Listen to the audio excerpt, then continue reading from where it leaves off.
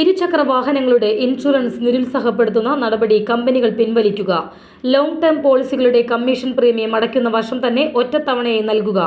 15 വർഷത്തിന് മുകളിലുള്ള വാഹനങ്ങൾക്കും ഹെവി ട്രക്കുകൾക്കും കമ്മീഷനും ഇൻസെന്റീവും ഒഴിവാക്കിയ നടപടി പിൻവലിക്കുക തുടങ്ങിയ ആവശ്യങ്ങൾ ഉന്നയിച്ച് വടക്കാഞ്ചേരിയിൽ all India general insurance agents association സംസ്ഥാന കമ്മിറ്റി പ്രതിഷേധ ദിനം ആചരിച്ചു.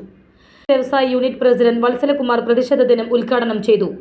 Vadakkanchery unit president KP Balachandran തുടങ്ങിയവർ പ്രതിഷേധ ദിനത്തിൽ സന്നിഹിതരായിരുന്നു.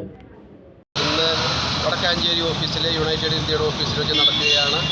ഇരുചക്ര വാഹനങ്ങളുടെ ഇൻഷുറൻസ് നിരുത്സാഹപ്പെടുത്തുന്ന നടപടികളെ കമ്പനി പിൻവലിക്കുക.